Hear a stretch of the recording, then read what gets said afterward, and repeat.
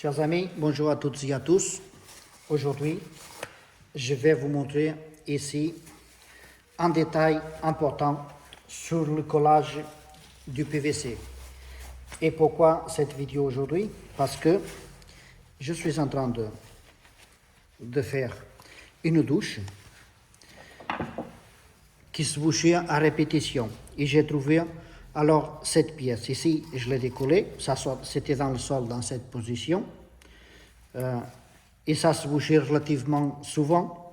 Et donc, quand j'ai vu ce collage, je me suis dit que le problème ne pouvait venir que de là. Alors, comme on peut voir, il y a ici un burlet relativement important. Regardez, à l'intérieur, comme on peut voir ici, voyez, il y a ici un burlet qui est important et qui diminue la section du passage et fait une retenue de saleté. Pour vous montrer que la cause de pourquoi ça se bouchait relativement souvent, c'est regardez ce qu'il y avait dedans. Des cheveux, mais il y a aussi un bouchon.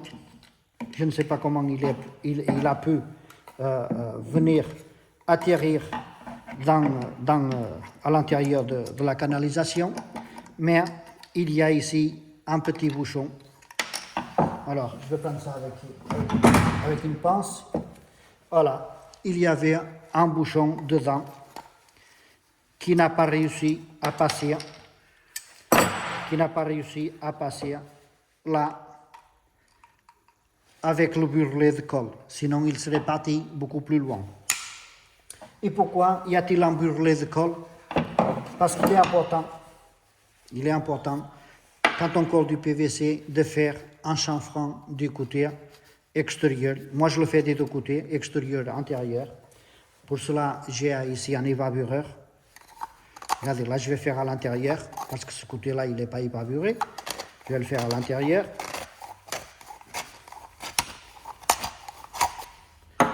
Et j'obtiens ceci.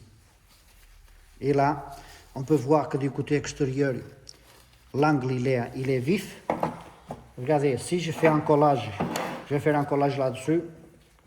Bon, je vais laisser les saletés dedans.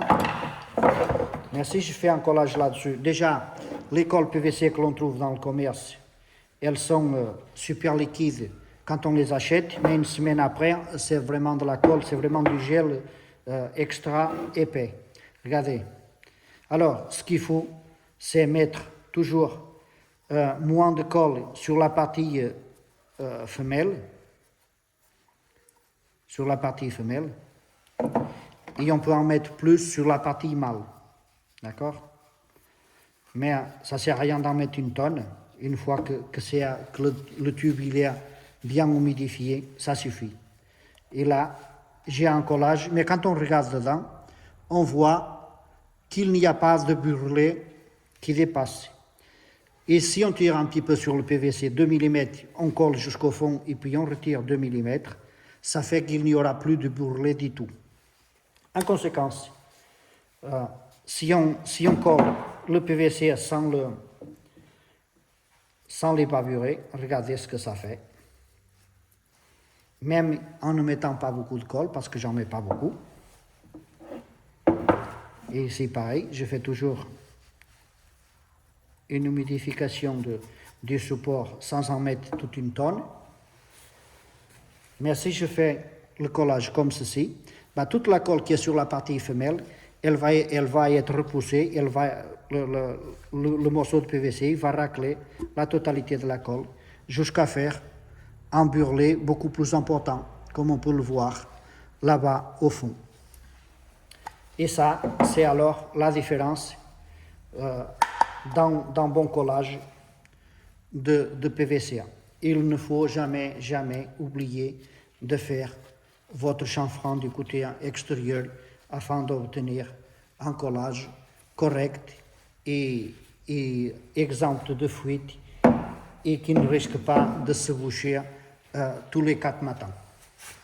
Je vous remercie d'avoir suivi cette vidéo et je vous dis à très bientôt.